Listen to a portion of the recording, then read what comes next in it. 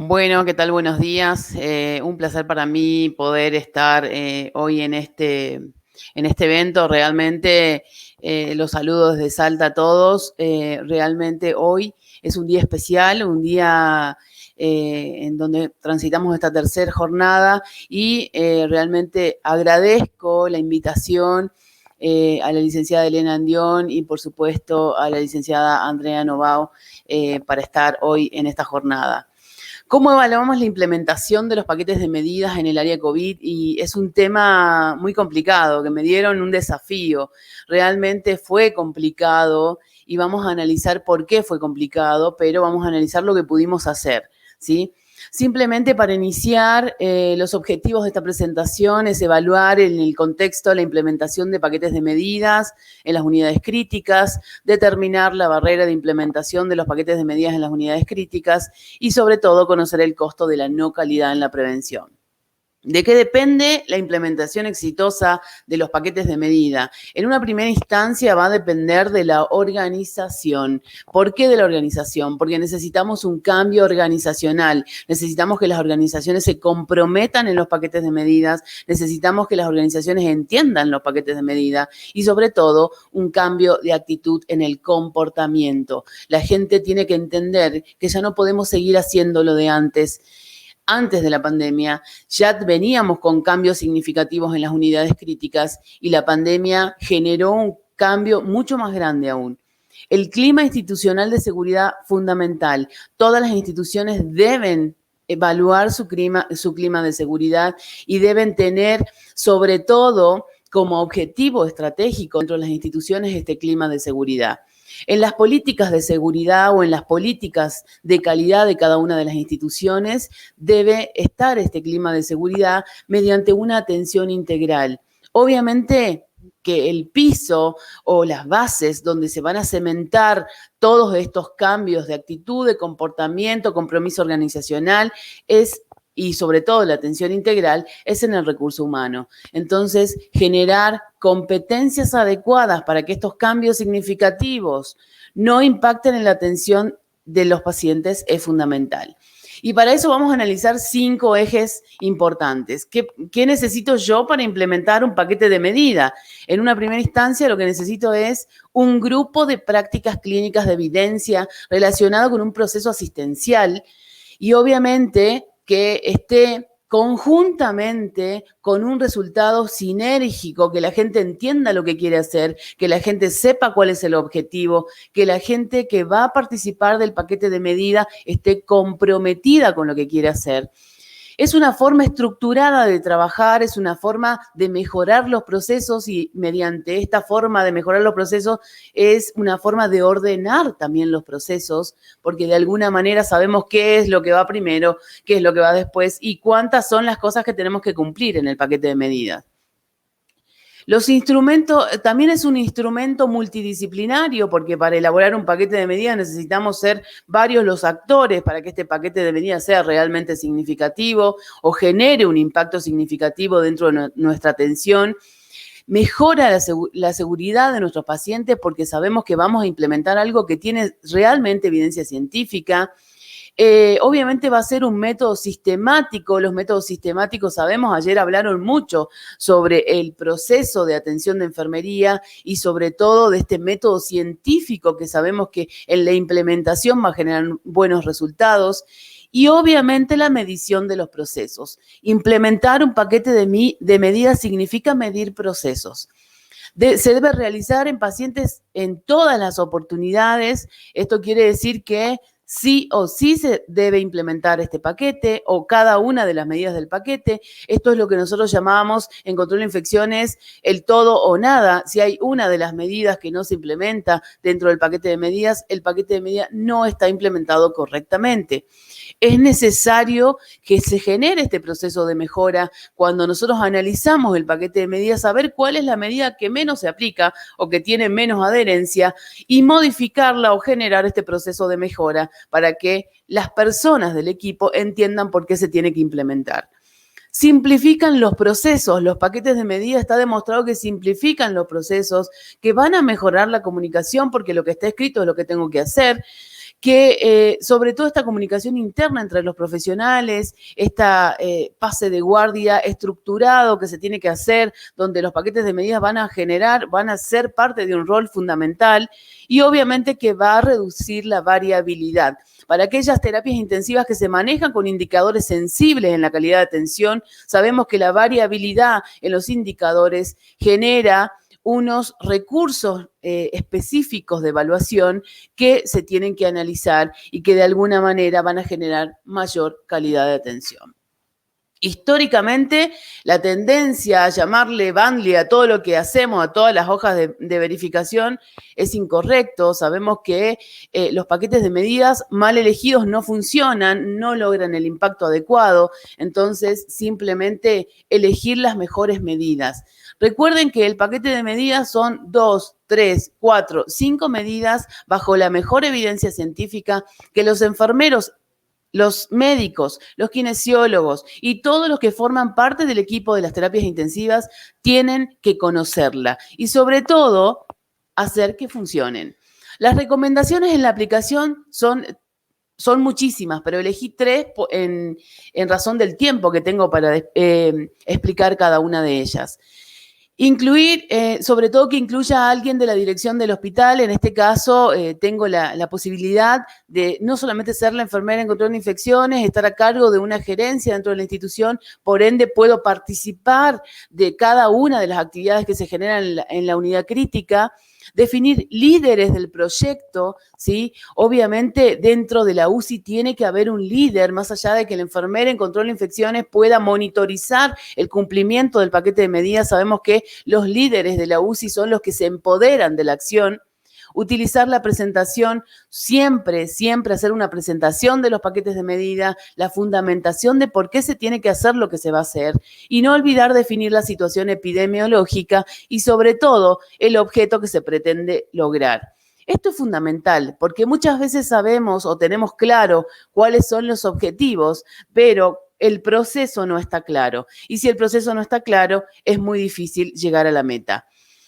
Contactar con las personas de compras necesarias, porque muchas veces implementamos paquetes de medida, pero nos olvidamos que tenemos que buscar los insumos necesarios para que esos paquetes funcionen o para que los enfermeros puedan llevar esa práctica clínica bajo la mejor evidencia a implementación. Entonces, sí o sí tenemos que contactar con estas personas, tenemos que evaluar los insumos, tenemos que saber qué es lo que se va a aplicar y sobre todo hacer una evaluación de los proveedores. No estamos acostumbrados en las unidades críticas a evaluar los proveedores, pero sí nos quejamos de todos los insumos que tenemos que no corresponden. Entonces, es importante cuando nos pidan una evaluación del proveedor, hacerlo en tiempo y en forma.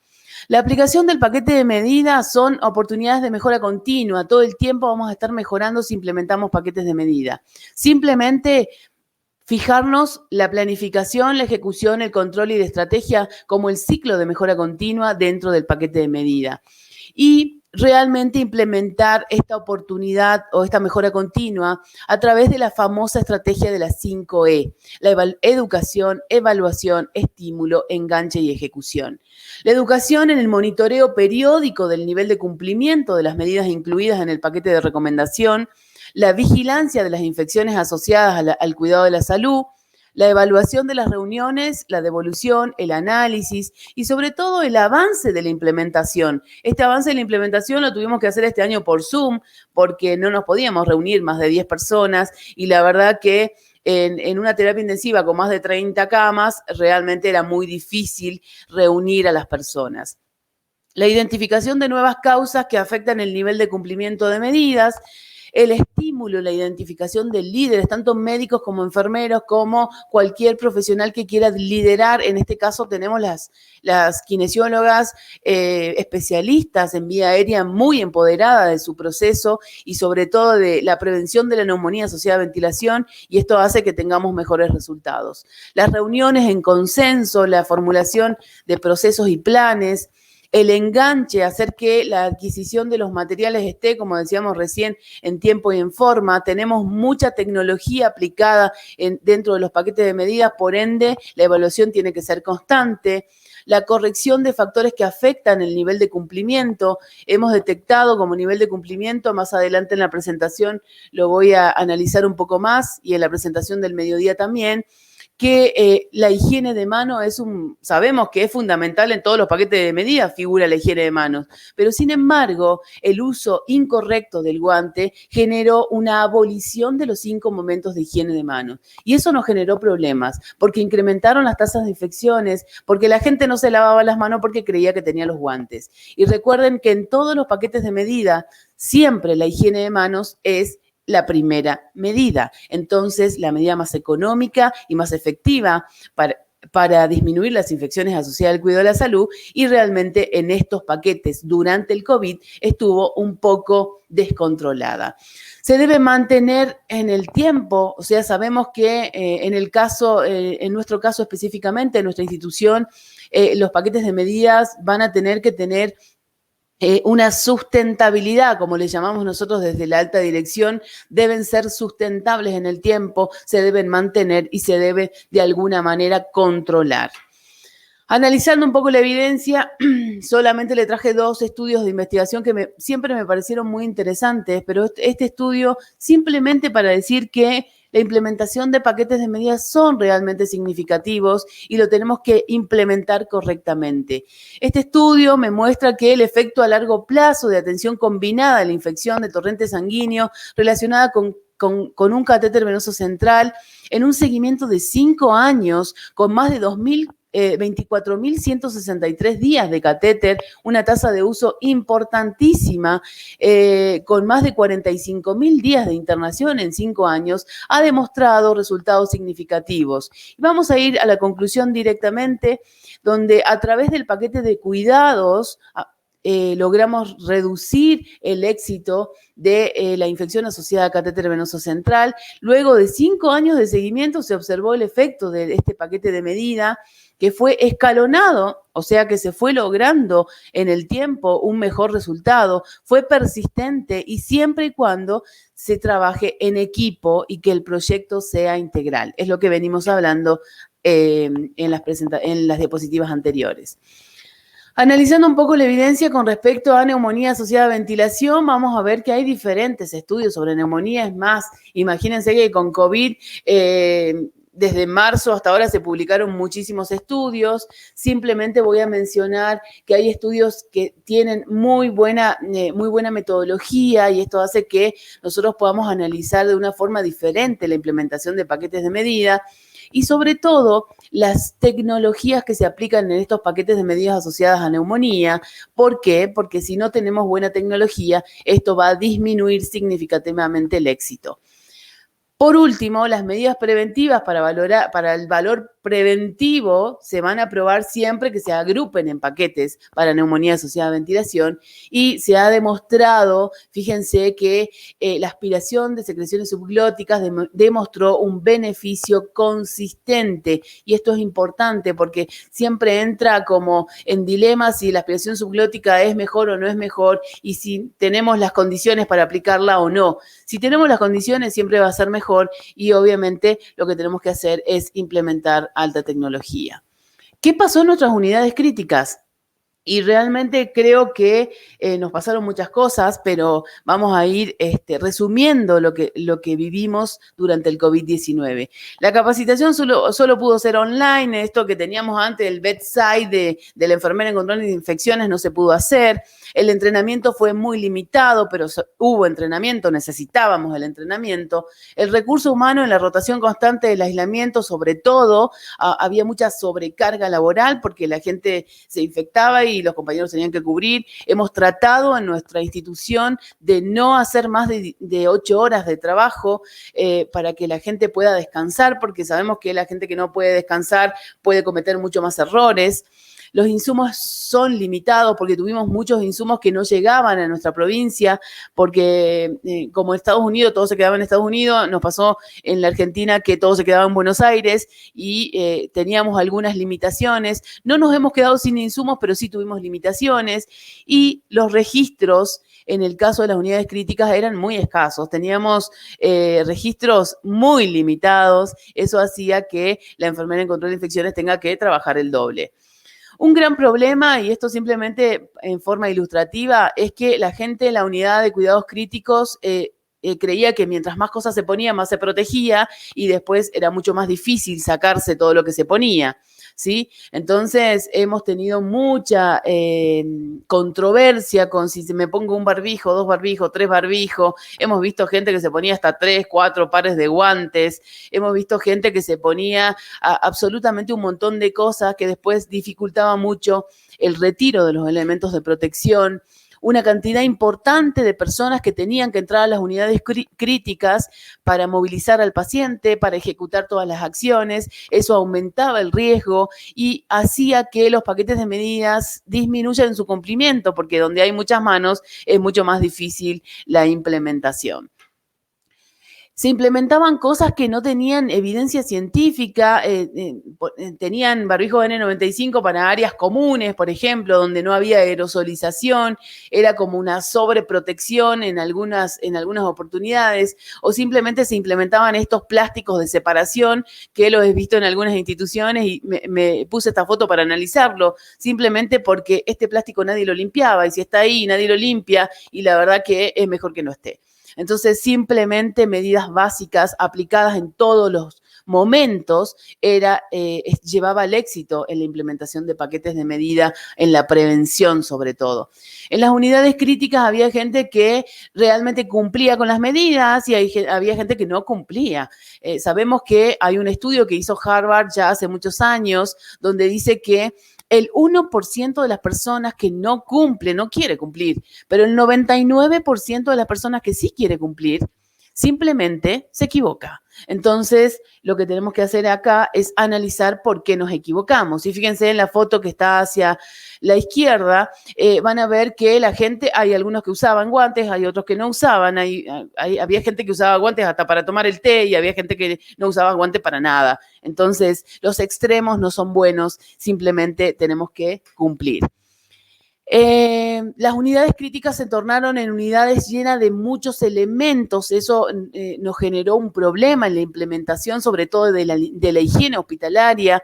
Tenían pacientes mucho más críticos, mucho más tiempo de internación, se prolongaba la estancia en la terapia intensiva, eso hacía que se acumulen más cosas dentro de la habitación del paciente y muchas veces no se podían implementar los paquetes asociados a las recomendaciones de cada una de las terapias intensivas. Fíjense que se acumulaban filtros, se acumulaban bombas, se acumulaban elementos del paciente y había salas de terapias intensivas muy sobrecargadas de pacientes, ¿sí? El trabajo era muchísimo y la enfermera se olvidaba de generar las listas de verificaciones que corresponden y las enfermeras en control de infecciones pasaron a tener de 10 pacientes o 12 pacientes a 35 pacientes. Entonces, realmente el trabajo era muy importante. En resumen, y para ir cerrando un poco porque me van a correr con el tiempo, simplemente el incremento significativo de la higiene de manos en este último tiempo de COVID fue significativo. Yo creo que la gente que no se lavaba las manos, por COVID se lavó las manos, pero por miedo, simplemente en el momento 1 y 5, porque los otros momentos se abolieron, por eso tuvimos más infecciones asociadas al cuidado de la salud. La gestión del cuidado se implementó efectivamente y en esto estoy muy orgullosa de las enfermeras de terapia intensiva porque he visto que tenían que planificar su cuidado para poder ingresar a las habitaciones, porque de lo contrario se olvidaban la mitad de las cosas. Eso hacía que implementen el proceso de atención de enfermería correctamente. Los paquetes de medidas se implementaron con muchas dificultades, pero se implementaron. Se incrementaron las infecciones asociadas al cuidado de la salud, se incrementaron los eventos adversos, hubo muchos pacientes lesionados. Seguramente Ana María va a comentar un poquito de las lesiones asociadas a dispositivos médicos o lesiones asociadas a la presión en las unidades críticas. Se incrementó la estadía de los pacientes en la UTI y el 35% del personal de salud se infectó y solo el 16% de la UTI. Esto quiere decir que los chicos de la UTI trabajaron mucho mejor. Estrategias costo efectivas es lo que tenemos que implementar. Este famoso concepto de la conversión en las unidades críticas es fundamental. Disminuir costos indirectos, implementación del impacto de los resultados en los pacientes, estrategias de prevención basada en la evidencia y sobre todo este concepto que me encanta y que quiero que les quede en esta presentación es ganar años de vidas ajustados a la calidad. Esto de tengo que atender a mi paciente de la mejor manera para poder ganar estos años de vida es fundamental. La situación en la provincia de Salta fue realmente en el mes de octubre uno de los meses más complicados. Fíjense que las unidades de cuidados críticos en el primer gráfico estuvieron muy ocupadas, los pacientes en ventilación mecánica también. Tuvimos una ocupación mayor al 90%, pero realmente pudimos salir. Hoy en día estamos saliendo de la primera ola y realmente con muy buenos resultados. Nuevos indicadores fueron los que tuvimos que implementar porque las infecciones asociadas al cuidado de la salud se fueron modificando y las fuimos comparando con los pacientes COVID y los pacientes no COVID. Y fíjense que los pacientes no COVID teníamos menos infecciones que los pacientes COVID. ¿Y esto asociado a qué? Y muchas veces nos pusimos a analizar el proceso y asociado a la higiene de manos, asociado a que realmente el uso de guante era totalmente desmedido y a que la cantidad de personas para movilizar a un paciente era la que se requería era mayor y eso aumentaba la predisposición a tocar todos los elementos que tiene el paciente dentro de su entorno. La adherencia de los procesos aumentaron a un 27%, eso significa que la gente cumplía un poco más los procesos, pero la gestión del cuidado también aumentó, porque entendimos que si no planificamos, no podemos cuidar bien nuestros pacientes. Mirar con ojos diferentes, simplemente hacer auditorías de paquetes de medidas desde las cámaras fue muy dificultoso, fue muy complicado, pero fue una innovación para las enfermeras en control de infecciones y sobre todo en este escenario diferente de la COVID-19. Bueno, simplemente para finalizar y cumpliendo estrictamente con el horario que se me solicitó, el éxito no se logra al final de un proceso, el éxito no se reside en el resultado, el éxito se logra en el momento de la decisión, porque en la decisión es donde se inicia todo. Entonces tenemos que decidir e implementar paquetes que sean exitosos con la mejor evidencia científica y simplemente esperar que el 2021 sea un año mucho mejor que el 2020. Muchísimas gracias.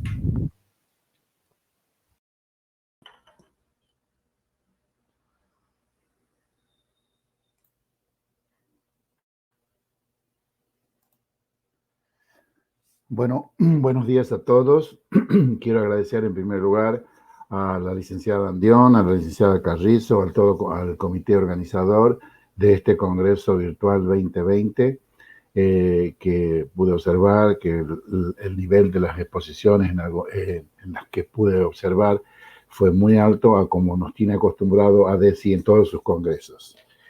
Muchas gracias por la invitación, les reitero, para mí es un placer y un honor estar hoy acá representando ser uno de los representantes de las terapias intensivas en esta pandemia y vamos a hablar un poco sobre lo que significó la reorganización de las terapias intensivas transformándose en terapia COVID.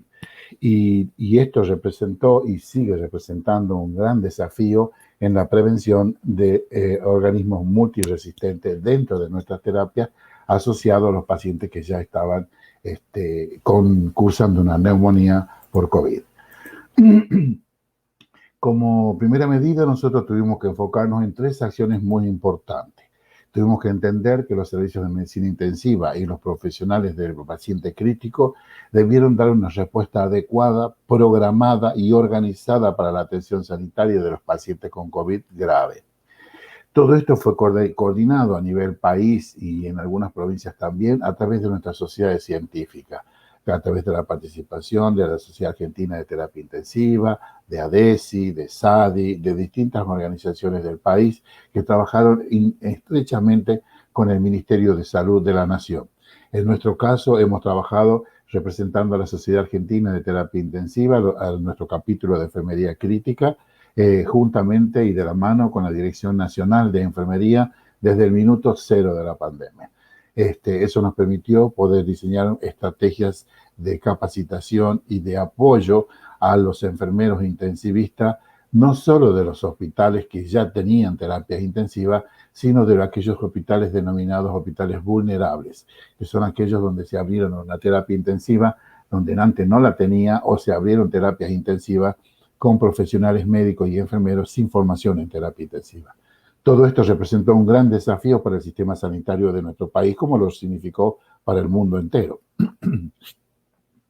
Perdón. Una segunda acción que se tuvo que tomar es que en relación a estos casos más graves de COVID-19 se debieron elaborar y desarrollar distintos proyectos asistenciales, docentes y de investigación que llevaran a analizar los distintos aspectos de este proceso y que pudieran influir en forma efectiva en el pronóstico de esta nueva enfermedad.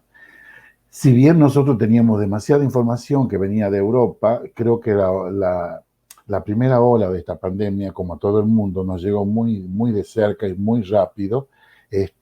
Y si bien en nuestra provincia, como en el caso mío de la provincia de Tucumán, se demoró un poco más, unos meses más, lo que nos permitió prepararnos de mejor forma para esperar cuando se disparara la curva de contagio en nuestra provincia, pudimos nosotros tomar modelos de otros países, fundamentalmente de España, quienes fueron los primeros que junto a Italia tuvieron ese pico tan grande de ola de contagio en COVID-19. Y la tercera acción es que los sistemas de salud debieron contar con un plan de contingencia que diera respuesta a la problemática asistencial. Una reestructuración del recurso humano, físico y tuvo que haber un rediseño. Como ya les decía al comienzo de la presentación, rediseños de las terapias intensivas no fueron solo las terapias intensivas, sino que hubo que establecer hospitales modulares, hospitales donde no había, hospitales en carpas, para pacientes semicríticos y en algunos lugares tuvieron que atender pacientes críticos, se tuvieron que readecuar muchos sectores del hospital, sectores que no eran de internación de pacientes críticos, se transformaron en internación de pacientes críticos, terapias pediátricas que se cerraron para transformarse en terapias COVID de adultos, unidades, como se tuvo que disminuir la cirugía, unidades de recuperación postanestésica. Bueno, ya lo vamos a ir viendo en el desarrollo de la charla. Nosotros tuvimos que, en relación a la respuesta que tuvo que dar la institución, la expansión de la capacidad de estos servicios hospitalarios implicó el desarrollo y la implementación de estrategias para atender, tratar y gestionar eficazmente el alto volumen de pacientes afectados por COVID-19 que veíamos diariamente subir la curva de contagio. Para organizar de manera óptima la respuesta hospitalaria, y particularmente para la expansión de capacidades, fue fundamental que las funciones mínimas necesarias para esta respuesta hayan sido implementadas desde el comienzo. Esto no fue fácil y nosotros, a través de la asesoría que damos en el Ministerio de la Nación, lo pudimos observar en todas las teleasesorías. Tuvimos experiencias realmente de todo tipo a nivel país. Y bueno, algunas fueron satisfactorias y otras lamentablemente no. En relación a la exposición que hoy se me pidió, es relacionar este rediseño de la terapia intensiva sin dejar de tener en cuenta las infecciones asociadas al cuidado de la salud que surgen en la terapia intensiva por los organismos multiresistentes. La resistencia a los antibióticos hoy sabemos que es una de las mayores amenazas para la salud mundial. Y esto nos significa a nosotros entender que la resistencia a los antibióticos puede afectar a cualquier persona, sea de la edad que sea del país en el que viva y sea de la institución en la que trabaje. Porque nosotros que estamos interrelacionados, los enfermeros, con otros colegas de todo el país, incluso de la región de Latinoamérica y del mundo, podemos observar que el problema de las infecciones por organismos multiresistentes es un problema que afecta a todas las terapias intensivas del mundo. Unos más, otros menos. En nuestro país nosotros tenemos instituciones de mucho prestigio, de mediano prestigio, de poco prestigio, sin prestigio. En todas tenemos IACS y tenemos infecciones por organismos multiresistentes en las terapias intensivas.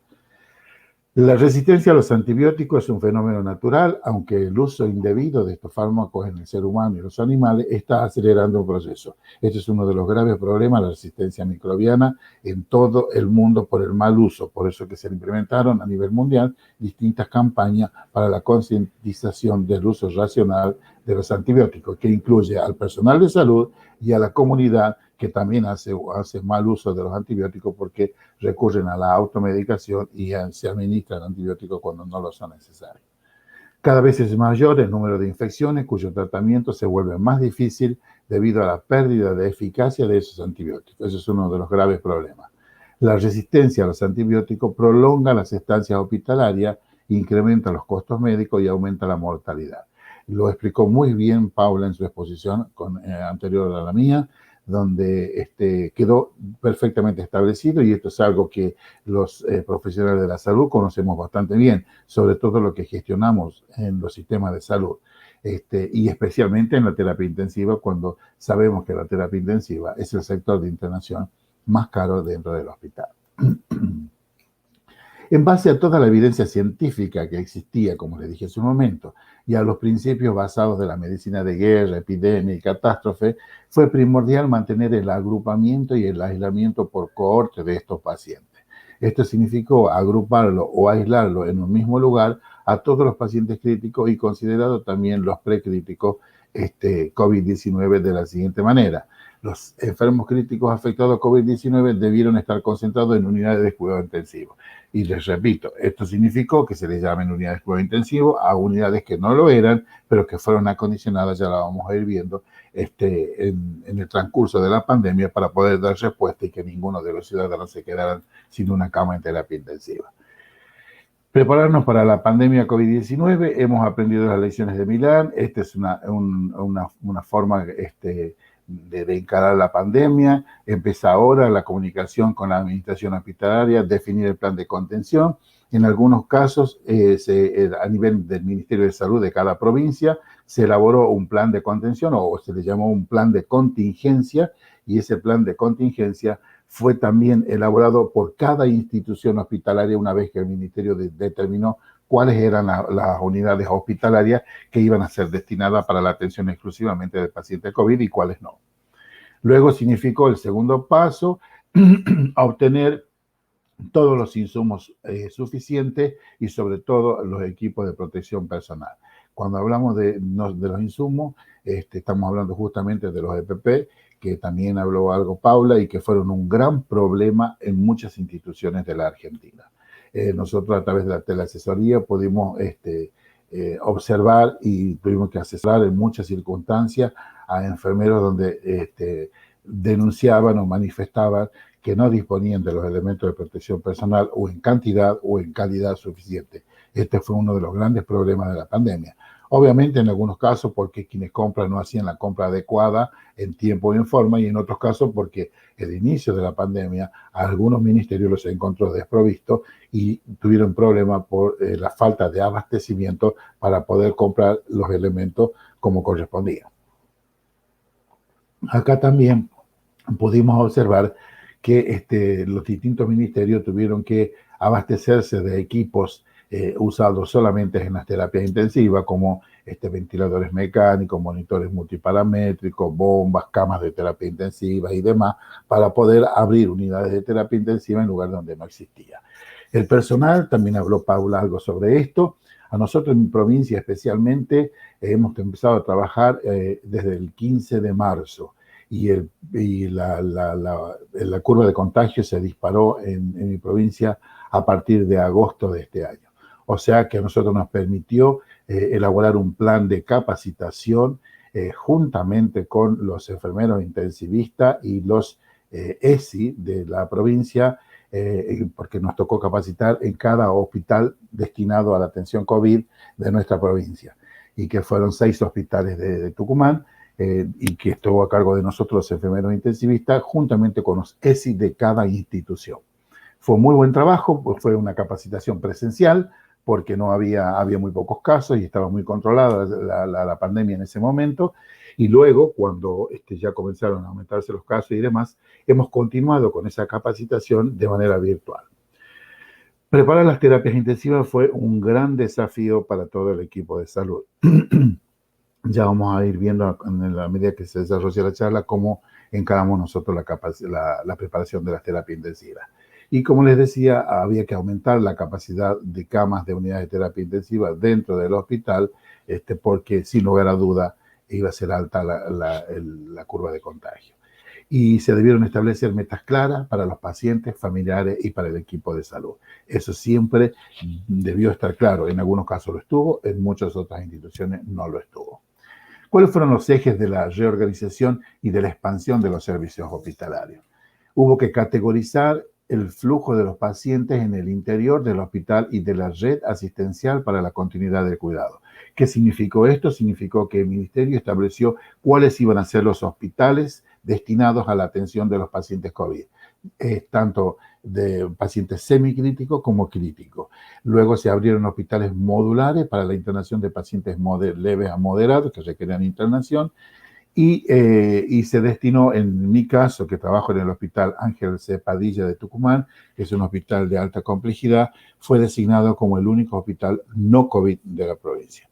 Nosotros hemos atendido hasta el mes de agosto, julio, agosto, hemos atendido toda la demanda de la provincia de patologías no COVID. Luego, cuando la curva comenzó a levantarse y a levantarse y a levantarse, nosotros tuvimos que reinventarnos y diseñar un hospital rojo y un hospital verde, porque el sistema de salud estaba siendo ocupado en su totalidad, incluso en su sector público y su sector privado. Entonces transformamos un hospital rojo y un hospital verde, destinando, tuvimos que rediseñar el consultorio de febril respiratorio, que estaba en un sector para una atención de 2 profesionales médicos y 2 enfermeros que hacían triage y 2 técnicos que hacían los hisopados. Tuvimos que trasladar ese consultorio por la altísima demanda al sector de consultorios externos del hospital, con lo cual se cerró prácticamente toda la consulta externa de las patologías restantes que no fueran COVID, a partir de ese sector se dividió el hospital en un sector rojo y verde. Se destinaron 2 salas de internación clínica exclusivamente para semicríticos de COVID y 3 terapias intensivas, que eran terapias intensivas polivalentes, se transformaron primero una con 8 camas y luego otra con 12 camas y luego otra con 8 camas más. Se transformaron en terapias intensivas exclusivamente COVID. Ahora que la curva de contagio ha bajado muchísimo, hemos pasado de tener 1.500 casos por día a 200 casos por día, los hospitales han comenzado a quedar casi sin pacientes COVID o con pocos pacientes COVID, y nuestro hospital está volviendo a la nueva normalidad de ser nuevamente el hospital no COVID de la provincia. Reconversión de camas modelos de complejidad progresiva con unidades de apoyo activadas. Esto ya lo hemos venido charlando con los distintos sectores de la institución que se debieron transformar.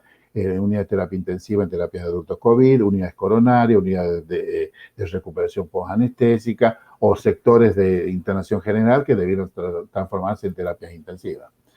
Reconversión de equipamiento y otras unidades, eso es más de lo mismo. Centralización de la gestión de camas a nivel nacional, incluye la centralización de utilización de equipos críticos como ventiladores mecánicos.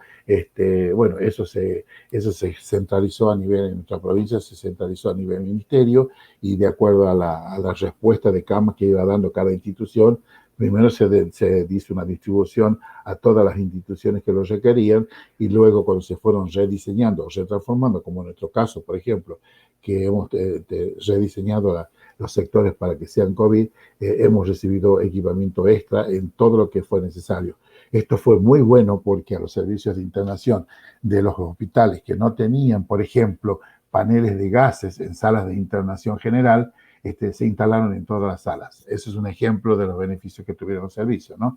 Hoy muchos servicios tienen y están acondicionados para poder transformar en mini terapias intensivas si fuera eso necesario. Solicitar el apoyo de las ESI no fue necesario, fue imprescindible. El trabajo de mancomunado que hacemos los enfermeros terapistas con los enfermeros en control de infecciones en esta pandemia se vio más que nunca reflejado esa tarea de trabajo en equipo y trabajo conjunto que se hace todos los días. El rediseño de las UCI significó establecer precauciones de aislamiento, elementos de protección personal, el asesoramiento, incluso en algunos hospitales se crearon un comité integrado por ESI, enfermeros intensivistas, médicos intensivistas, médicos infectólogos. Se crearon un comité para farmacéuticos, gerentes y demás, para establecer la compra, la elección de los elementos de protección personal, la compra y la provisión adecuada de los elementos en los distintos servicios.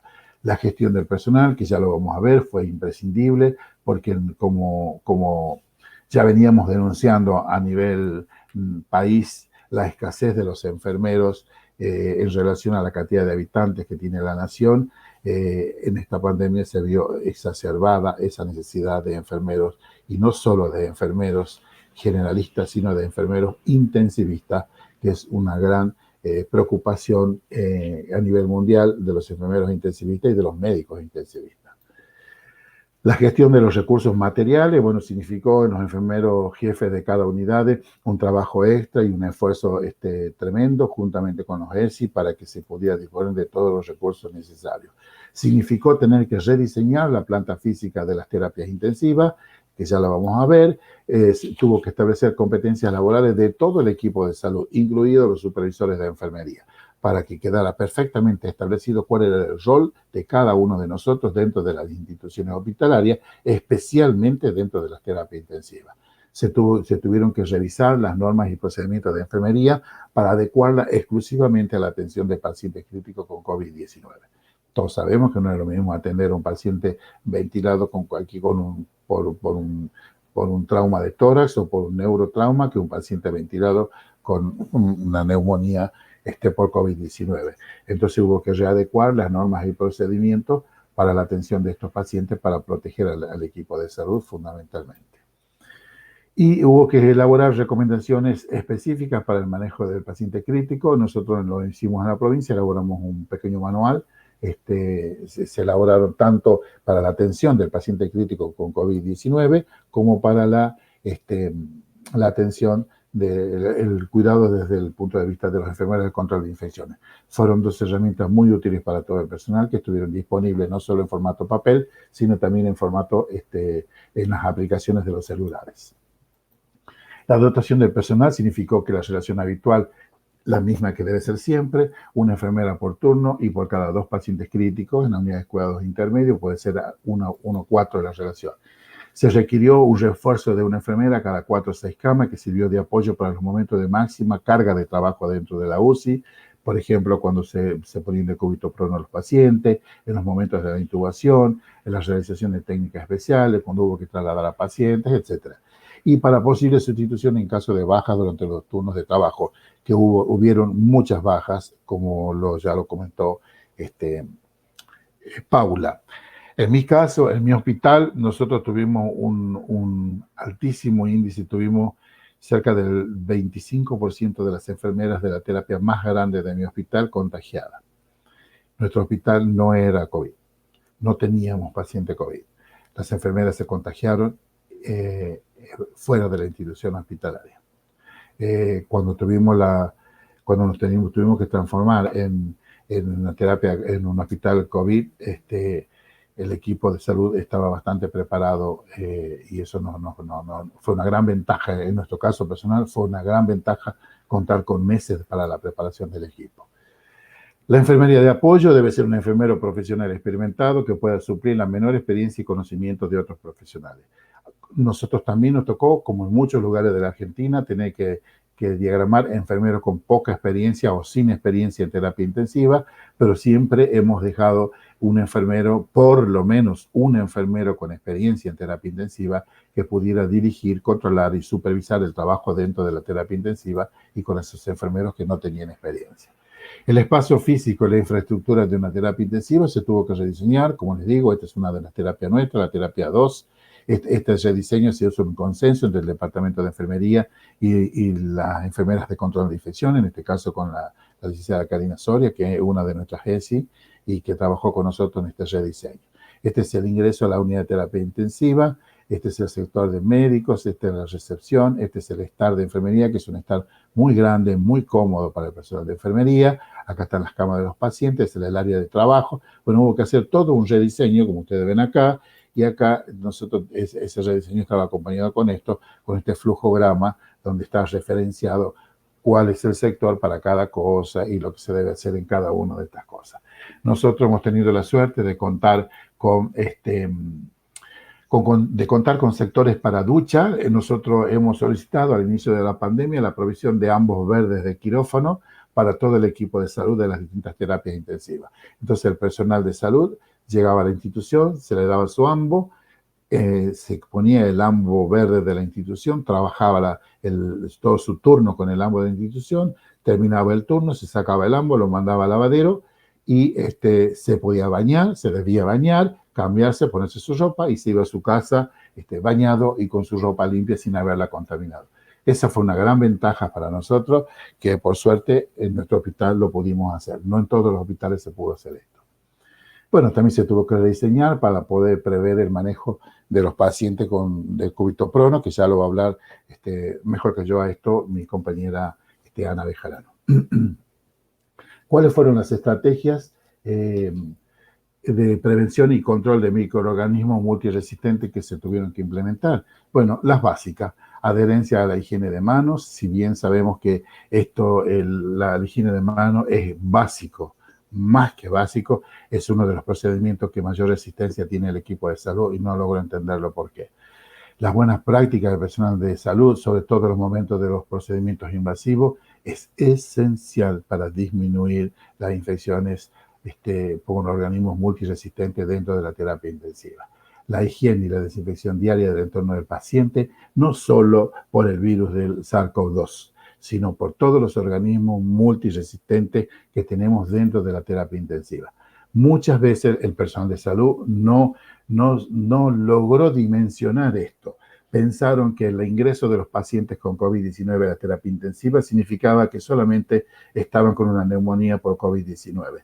Sí, ingresaban por una neumonía COVID-19, pero luego en el servicio manifestaban una mejoría, quizás en algunos casos de su neumonía, y luego se agravaban nuevamente porque se reinfectaban con un organismo multiresistente de la terapia intensiva. Creo que esto fue un gran desafío y fue una mancha negra que tuvo el equipo de salud en muchas instituciones hospitalarias del país. No conozco del resto del mundo, pero del país sí. Para eso tuvo que haber una política y una filosofía institucional, donde se tuvo que establecer que la higiene de manos es una prioridad para las instituciones. Hoy ya casi no se discute eso, pese a que la gente tiene resistencia en algunos casos. El lavado de manos, la concientización y la obligación es algo primordial y realmente tiene una prioridad institucional. Proveer sin interrupciones los elementos necesarios para la práctica de higiene de manos, eso siempre está. Participar activamente de su promoción, promover la creación del rol modelo, educación incidental. Todas estas son actividades que tenemos que trabajar todo el equipo de salud, fundamentalmente quienes tenemos una responsabilidad en la gestión para evitar o disminuir estas infecciones. Se tuvo que implementar o se debe implementar precauciones estándares que las conocemos y los aislamientos de contacto. Cuando hablamos de los aislamientos de contacto, a los organismos multiresistentes, volvemos a repetir todo lo que ya sabemos, que a veces puedo decir, che, pero es redundante, esto ya sabemos, no hay nada nuevo. No hay nada nuevo. Los organismos son los mismos, solo sabemos que cada vez son más resistentes a los antibióticos, o sea que todas estas medidas no solo deben ser básicas, sino que deben ser intensivas. La higiene de manos, aplicar los 5 momentos de lavado de manos, el uso del guante, ya voy a hablar especialmente del uso de los guantes, el uso de los camisolines, los ESI y los gestores de enfermería tuvieron que hacer un trabajo enorme con esto porque muchas instituciones hospitalarias, los gestores o los gerentes, para ellos cualquier camisolín era lo mismo. O a veces porque hay una marca reconocida de un camisolín, era suficiente la marca y no se daban cuenta que esa marca tenía 3 o 4 calidades diferentes en la tela de la textura o en el gramaje del camisolín. Entonces eso significaron muchas discusiones, tuvimos que hacer un video y mostrarle al gerente, esto no es hidrorrepelente, esto no lo pueden usar. Bueno, todas estas medidas son imprescindibles. No voy a ahondar sobre todo esto porque ustedes lo conocen todo porque es más de lo mismo. Esto es lo básico para evitar las infecciones con organismos multiresistentes. La habitación individual o cohorte de pacientes con igual microorganismo multiresistente es una de las medidas que se deben adoptar, que se vienen adoptando en muchos lugares. Si nosotros podemos separar a los pacientes o si tenemos un sector de aislamiento, es lo ideal para que no logremos, para que no se disemine la infección en todos los pacientes de la terapia intensiva y después no tengamos que estar lidiando con un brote que bastante grave es. Y que la separación entre camas sea mínimamente de 1 metro. Todo esto reduce las posibilidades de contacto del personal con superficies contaminadas de la unidad de terapia intensiva. Eso es básico. Eso es básico.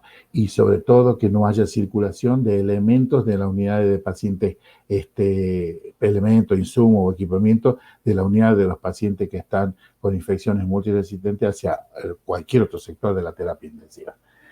Si no es posible una habitación individual o por corte, ubicar a los pacientes con infecciones por organismos multiresistentes con otros pacientes con muy bajo riesgo de contagiarse o de contaminarse o de eventos adversos que si los ocurrieran. Siempre debemos priorizar las habitaciones individuales para los pacientes infectados con organismos multiresistentes.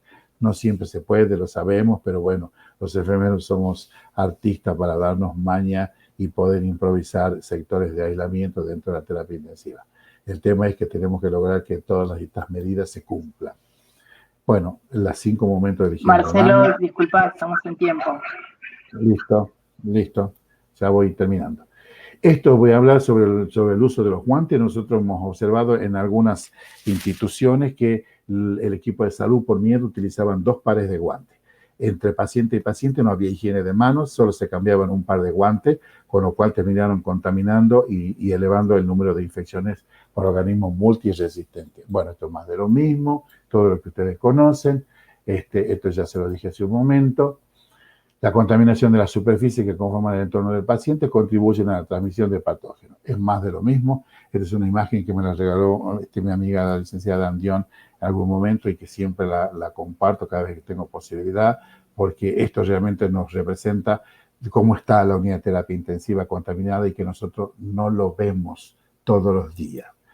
La educación del equipo de limpieza dentro de la unidad intensiva y la supervisión y la retroalimentación es básica y es fundamental para disminuir o eliminar las infecciones con organismos multiresistentes. Y para concluir, tenemos que tener presente que estamos en una situación epidemiológica de alerta global, no solo por el COVID, sino por las infecciones por organismos multiresistentes. La velocidad de diseminación de la resistencia es inevitable. La mejor opción es realizar un trabajo multidisciplinario. Y yo no diría que enfermería debe colaborar con la prevención. Yo diría que enfermería es el pilar de la prevención porque es quien debe cumplir y hacer cumplir al resto del equipo de salud. Por último, conocer en forma concreta los recursos que disponemos en cada institución, capacitar al personal, eso, no solo en control de infecciones, sino en el tratamiento de las patologías COVID y la normatización y la planificación de una estrategia que dé una respuesta en la terapia intensiva ante un aumento de la demanda de pacientes críticos. Esto nos va a permitir estar mejor preparados para la segunda ola que se prevé que va a ser en 15 días o posterior a las fiestas de Navidad y Año Nuevo, que espero que no sea así. Pero ya lo estamos viendo en otros países que ya están con la segunda y en algunos casos con la tercera ola. Les reitero mi agradecimiento y reitero mi agradecimiento permanente a los enfermeros de control de infecciones que hacen un trabajo enorme junto a los enfermeros de la terapia intensiva todos los días del año. Muchas gracias y muchas gracias por la invitación.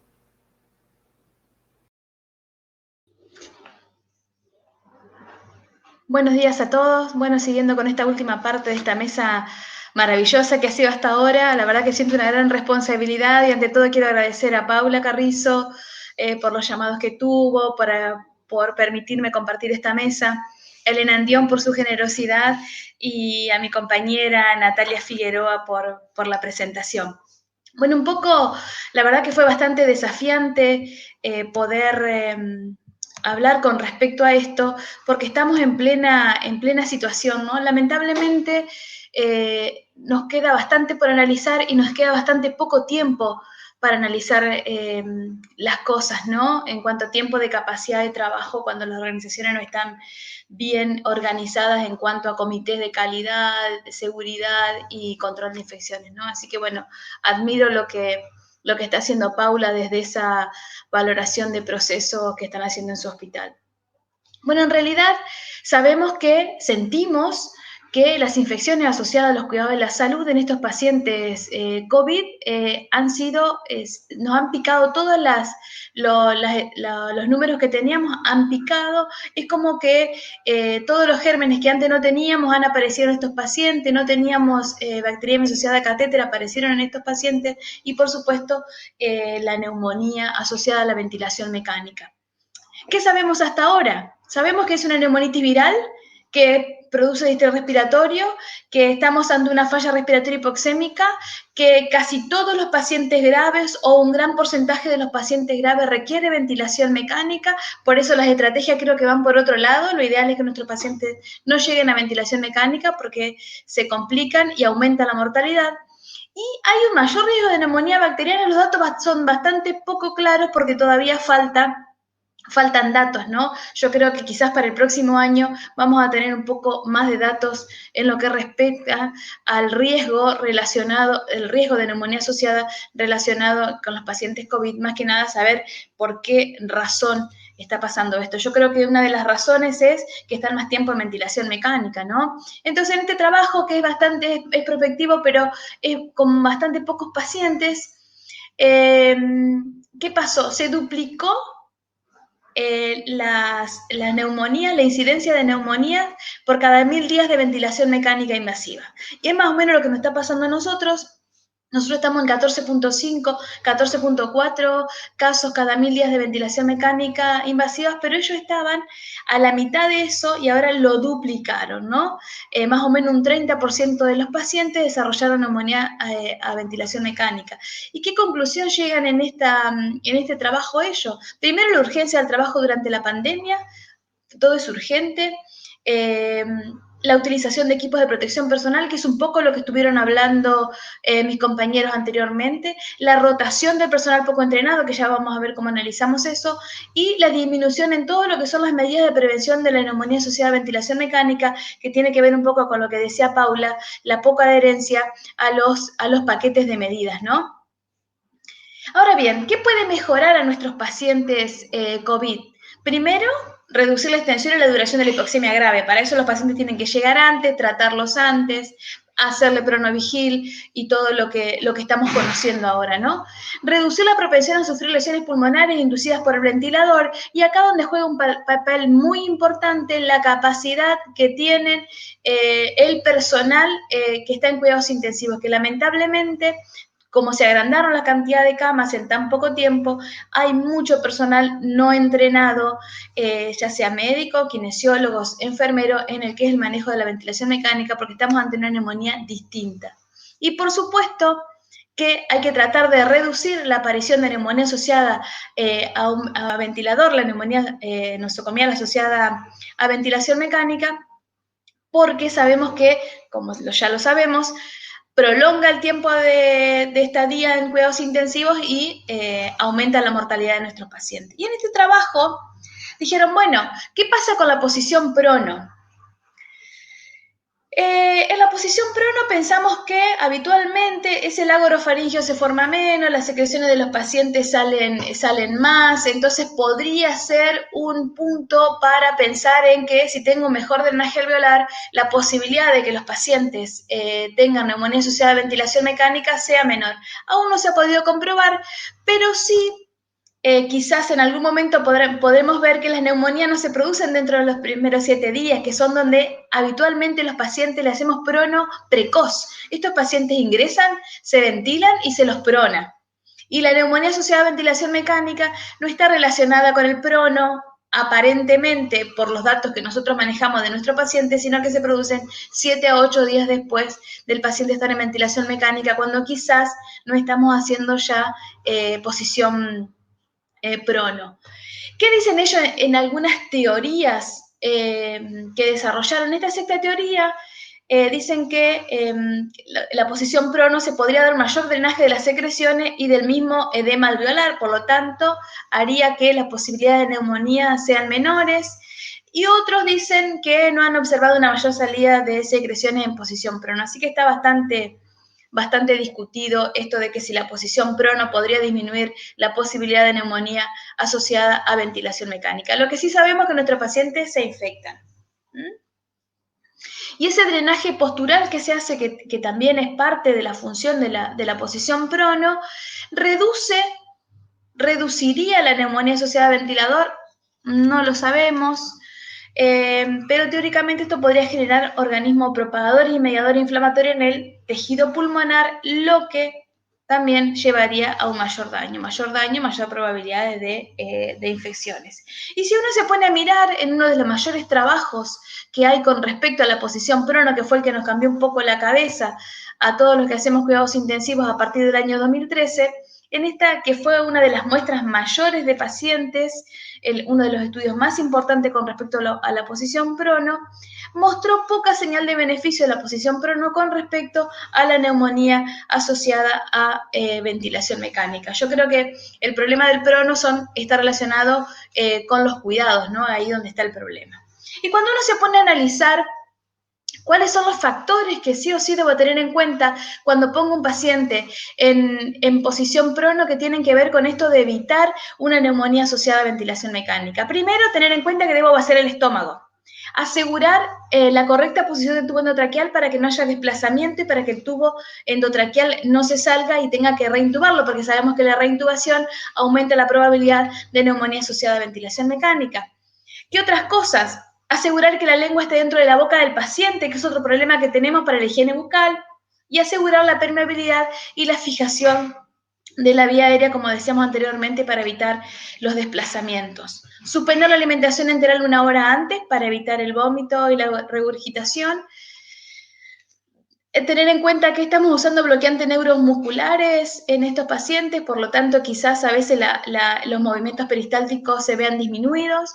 Evitar el desplazamiento del tubo endotraqueal y el tema también que tenemos con estos pacientes que hace que aumente la asistencia ventilatoria mecánica, por lo tanto hay una mayor probabilidad de que el paciente tenga neumonía asociada a ventilación mecánica, es que tienen que estar muy sedados.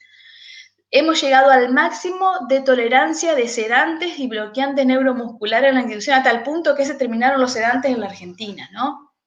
Saber que los pacientes están en prono muchas horas, que estén al menos 16 horas consecutivas en prono. En 16 horas tenemos que ver cómo organizamos los cuidados para evitar que mi paciente tenga una infección asociada a los cuidados de la salud, que en este caso hablamos de neumonía, pero en realidad tiene bacteriemia asociada a catéter e infecciones asociadas al tracto urinario, bueno, todo lo que hablaba recién Paula también, que tiene que ver con las lesiones por presión. Es un paciente complicado en el que más que nunca debemos implementar todos los paquetes de cuidados y los cuidados de enfermería que ya conocemos, ¿no? Habitualmente, como están mucho tiempo en prono, 5 o 7 días los pacientes en prono, con las rotaciones de supino para realizar las higienes, pero vuelta al prono, se continúa con la alimentación enteral. Eso aumenta las probabilidades de regurgitaciones y de vómitos de los pacientes. Y lo que sí tiene de bueno, que hay que implementarlo, que a veces no se hace, que en la posición prono también puedo mantener los 30 grados haciendo un Trendelenburg invertido. Con eso me disminuye el edema facial y reduce los riesgos de vómitos en nuestros pacientes y una de las estrategias para disminuir las neumonías asociadas a ventilación mecánica, ¿no? Sabemos que la neumonía asociada a ventilación mecánica, que las bacterias llegan fácilmente, que la presencia de la vía aérea, la presencia de sedante, la falta de tos efectiva que hace difícil su eliminación son una de las cosas que nos lleva a que nuestros pacientes sean proclives a tener neumonía asociada a ventilación mecánica.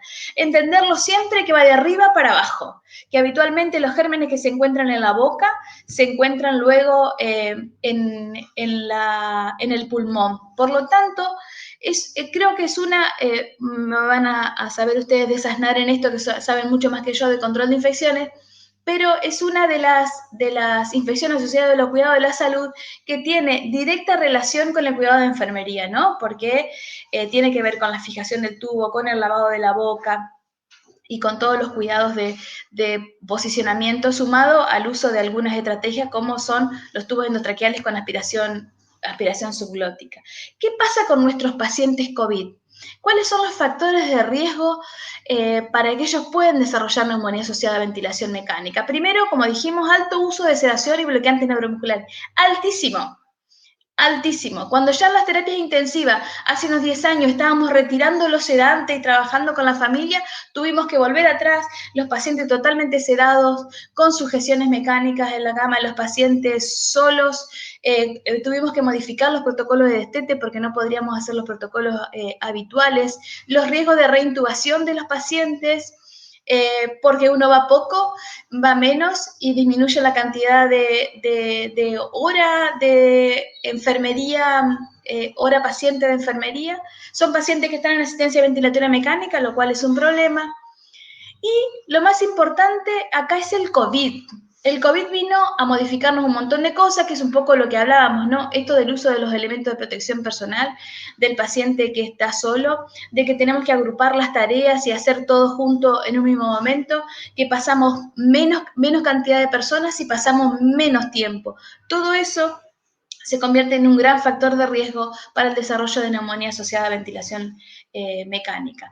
Entonces, cuando uno dice, bueno, ¿cuáles son las medidas de prevención para evitar la neumonía asociada a ventilación mecánica? Primero, formar y entrenar en la manipulación de la vía aérea. Tuvimos bastante poco tiempo. La higiene estricta de manos antes de manipular la vía aérea. Tenemos que ver qué hacemos con este problema de los EPP y del uso de guantes. La posición semisentado, evitar la posición supina a 0 grados, no cambiar las tubuladuras. Por supuesto, no utilizar ventilación mecánica invasiva. Bueno, que ese es otro tema, ¿no? Que no es para tratar ahora, pero la verdad es que en la segunda ola vamos a tener que tratar de hacer pronovigil, alto flujo, que nuestros pacientes lleguen antes para que no lleguen a ventilación mecánica, porque realmente los días de estada de los pacientes y las complicaciones se aumentaron muchísimo y la mortalidad también, ¿no? Tener protocolos de sedación, que ahora tuvimos que hacer nuevos protocolos de sedación, ¿está? Hacer intubación orotraqueal, que es la que habitualmente hacemos nuestros pacientes adultos, y evitar los desplazamientos no programados del tubo endotraqueal para evitar la reintubación. El lavado de manos ya lo conocemos todo. Acá tenemos un problemón con el lavado de manos.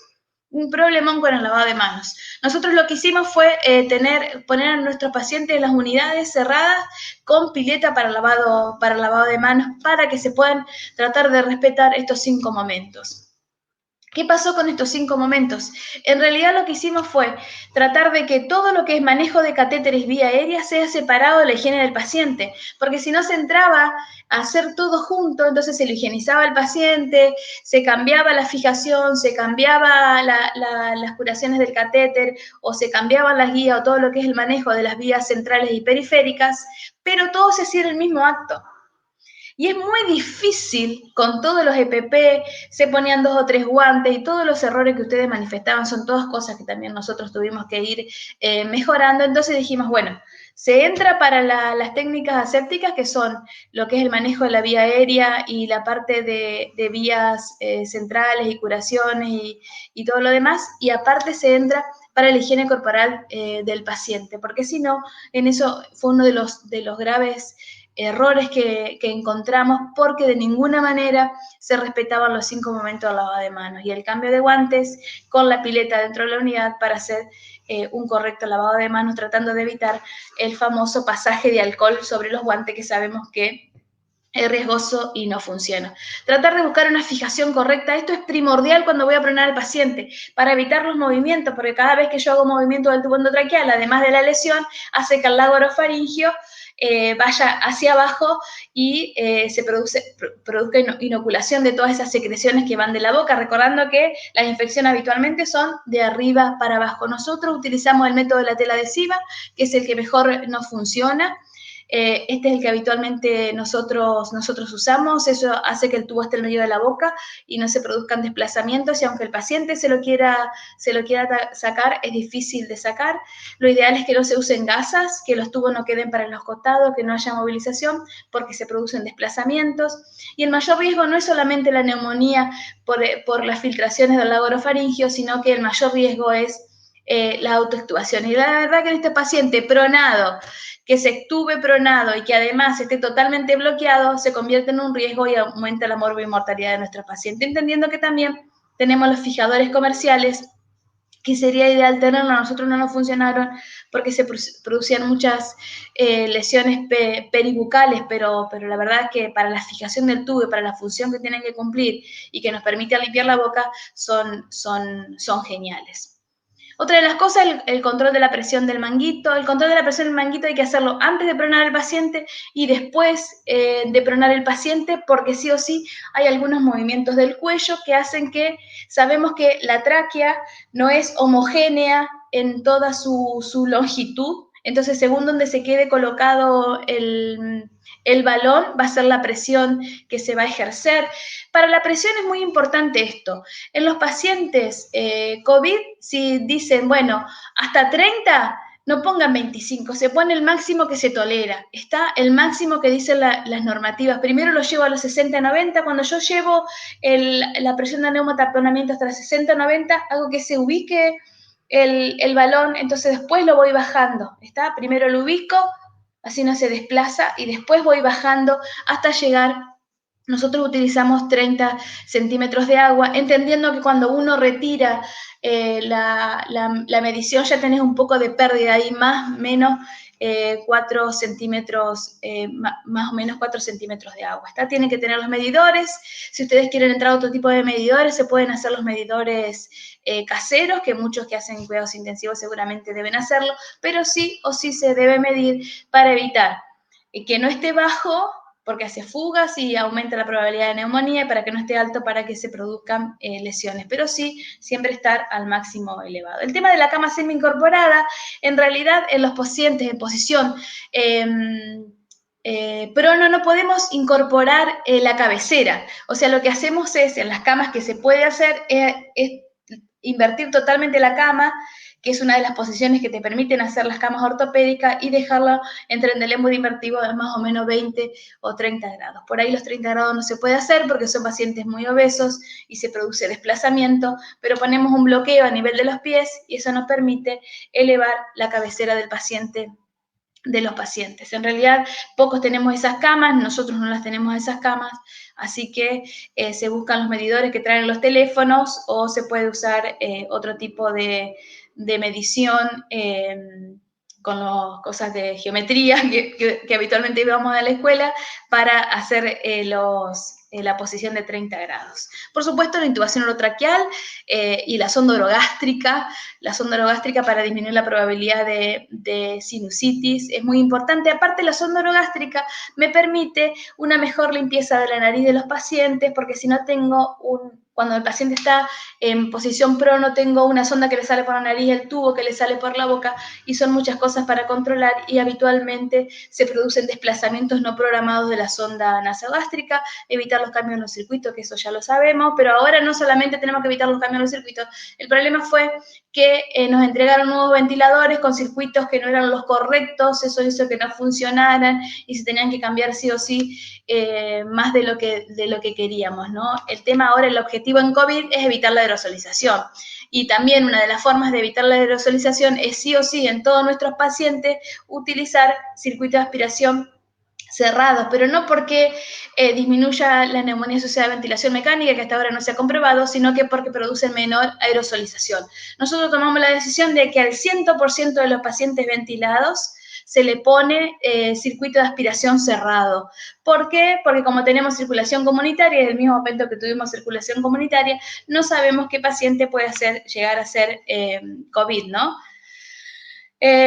No intilar solución fisiológica, porque le volvemos a repetir, los gérmenes van de arriba hacia abajo. Si yo intilo solución fisiológica, no lo tengo que hacer en forma rutinaria, hago que los gérmenes de afuera se vayan para adentro. Y por supuesto, esto, como decía Paula, lo que sí ha demostrado que disminuye la probabilidad de neumonía asociada a ventilación mecánica es el uso de los tubos endotraqueales con aspiración subglótica, que siempre nos dicen la famosa frase que son muy caros y que no nos conviene, pero la verdad es que es uno solo internación.